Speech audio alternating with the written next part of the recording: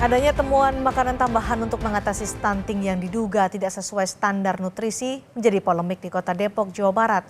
DPRD Kota Depok meminta Dinas Kesehatan mengevaluasi masalah ini. Contoh makanan balita yang stunting. Ya. Stunting. Makanan bantuan pencegahan stunting di Kota Depok, Jawa Barat menjadi sorotan sebab dinilai tak sesuai standar nutrisi. Isinya nasi dengan kuah sup, bahkan ada pula paket makanan yang hanya menyajikan 3 nugget saja.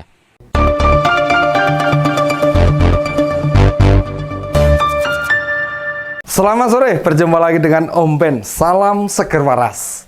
Lagi-lagi nih di Depok, ada berita yang menuai kontroversi, ramai di pemberitaan. Kota ini letaknya tidak jauh dari ibu kota. Namun kepala daerahnya, cara mengelola pemerintahan masih model konvensional. Sehingga berkali-kali diprotes warga sendiri. Kali ini tentang pemberian makanan tambahan alias PMT. Untuk program pengentasan stunting yang disorot tidak sesuai anggaran. Selain tidak sesuai anggaran, pemerintah daerah diduga memanfaatkan program itu untuk kampanye, menyisipkan pesan politik di dalamnya. Banyak pihak menyorot cara bermain politik kepala daerahnya memang licin. Ya, kepala daerahnya itu memang sangat licin sekali nih. Jika kita lihat dengan jeli, tentu tahu banget sisipan politik dalam kemasan makanan pencegah stunting itu. Caranya nih, dengan menempel stiker bergambar wali kota dan wakil wali kota Depok, mayoritas toples atau tempat makanan berwarna orange. Orange itu kan warna yang identik dengan PKS. Wajah Muhammad Idris dan Imam Budi Hartono makin melengkapi ornamen di kemasan yang dibagikan itu. Kita tahu, Pak Muhammad Idris memang sudah 2 periode menjabat. Artinya tidak berpengaruh. Jadi memasangkan wajah wali kota itu sebagai kepantasan. Serta mempromosikan Imam Budi Hartono, wakil wali kota yang akan menjadi penggantinya. Keduanya memang kader PKS. Adanya program makanan tambahan ini dimanfaatkan sebagai alat kampanye, mengenalkan calon wali kota yang baru. Kalau numpang di program kan lumayan juga nih. Nggak perlu modal sendiri, wong duit PMT sama distribusinya ditanggung kementerian sama dinas terkait. Berapa sih cetak stiker kecil gitu? Kan murah banget, serta efektif. Nggak butuh bayar orang untuk menyebarkan, kan sudah tersebar sendirinya. Di tempat lain, para kandidat yang mau maju pilkada tahun depan, barangkali nih nggak sampai mikir ke sana. Beda banget sama PKS. Cara berpolitik di Depok ini loh mudah dibaca. Namun anehnya, partai lain nggak bisa mengantisipasi hal ini. Kejadian ini di Depok ini sangat viral sekali nih. Gegara ada yang mengunggah foto di sebuah medsos, menyebut PMT yang diberikan tidak memenuhi standar kesehatan. Soalnya pernah PMT hanya berisi nasi dan sayur sop. Hari berikutnya hanya diisi 2 bungkus otak-otak. Kadang ada yang sayur sop, nasi sama 2 tahu. Lalu ada yang dapat 2 otak-otak dan 2 potong tahu. Sementara alokasi dananya loh mencapai 18.000. Ada juga warga lain mengaku PMT yang diterima berupa bola-bola nasi. Mencuatnya polemik ini menjadi sorotan Menteri Koordinator PMK, Pak Muhadjir Effendi. Beliau menilai apa yang terjadi di Depok sebagai sebuah ketidaklayakan. Kita semua tahu, hampir 20 tahun terakhir, wali kota Depok dijabat kader PKS.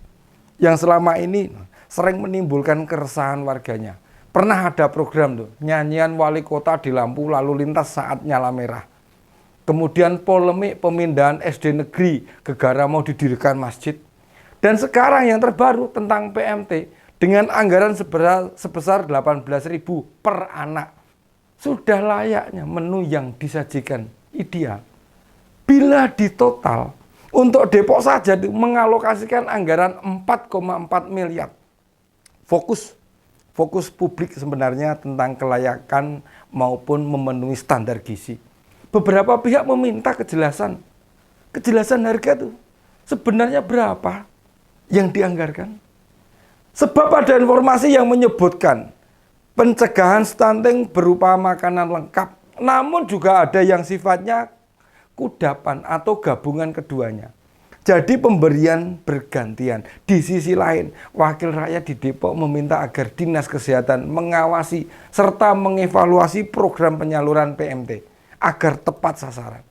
Lah, wakil rakyat kok bilang begitu? Bukankah mereka yang semestinya berperan mengawasi, termasuk di dalamnya vendor penyedia menu juga dikerjasamakan dengan UMKM. Dinas Kesehatan Kota Depok itu mengklaim bila mereka sendiri sudah menjalankan aturan dengan benar, termasuk waktu ada keluhan PMT yang diberikan tidak ada rasanya. Menurut Kepala Dinas Kesehatan, PMT bagi bayi hingga 1 tahun tidak boleh dicampur dengan garam bumbu. Apalagi penyedap rasa. Sehingga makanan yang diberikan murni berasal dari bahan baku. Agak lucu kan? Lucu juga hal ini menuai polemik di Kota Depok loh. Yang mayoritas warganya seharusnya sudah melek standar kesehatan. Polemik ini makin menunjukkan peran Dinas Kesehatan dalam memberikan sosialisasi. Mendidik warga sadar kesehatan tidak berjalan dengan baik. Di sisi lain, rasa kritis mereka sudah bagus, namun tidak clearnya program ini menjadi perbincangan. Sehingga Pak Muhadjir sampai memberi tanggapan. Warga yang mempertanyakan menu tidak sebanding dengan harga yang diplafonkan. Memberi pembelajaran program ini tidak disosialisasikan dengan optimal. Makanya di benak warga difahami tidak sama. Atau ramainya PMT di Depok itu akibat kepentingan politik sulit dijauhkan dari program itu. Menjelang pemilu dan pilpres sekarang ini, partai politik memang melihat apapun bisa jadi komoditi. Memanfaatkan peluang, ibarat pepatah nih, sekali mendayung 2-3 pulau terlampaui. Enak betul mereka ya. Memanfaatkan program pemerintah untuk kepentingan partai, berarti sejatinya partai politik yang memanfaatkan kesempatan tidak mampu bertarung secara fair.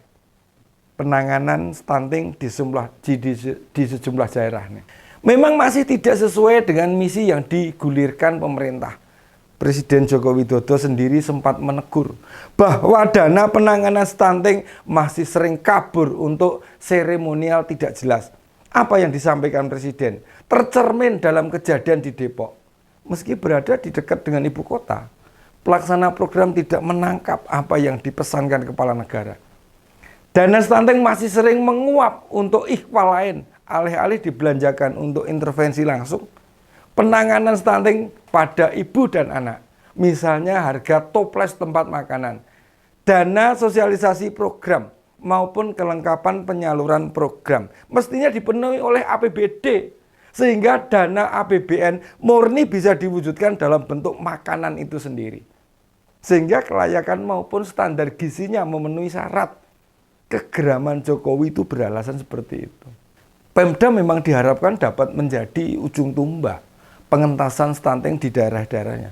Nyatanya, efektivitas penggunaan anggaran stunting di level daerah masih menemui banyak rungkat, problem, dan polemik. Pemerintah sendiri tengah mengejar penurunan angka stunting dengan target 14% pada 2024. Sebagai informasi, pada tahun 2022, alokasi anggaran stunting mencapai 51 triliun. Budget ini terbagi ke dalam 3 alokasi, yaitu anggaran kementerian lembaga 34 triliun, dana alokasi khusus atau DAK 12 triliun, dan dana desa 6 triliun. Adapun 2021 dan 2022, jumlah daerah yang menerima alokasi DAK stunting ini meningkat menjadi 514 kabupaten. Kalau di Depok saja tata kelola program semrawut begini, bagaimana di wilayah lain? Kita tunggu episode berikutnya. Demikian opini kali ini. Salam seger waras. Tetap semangat, jaga kesehatan. Sampai jumpa.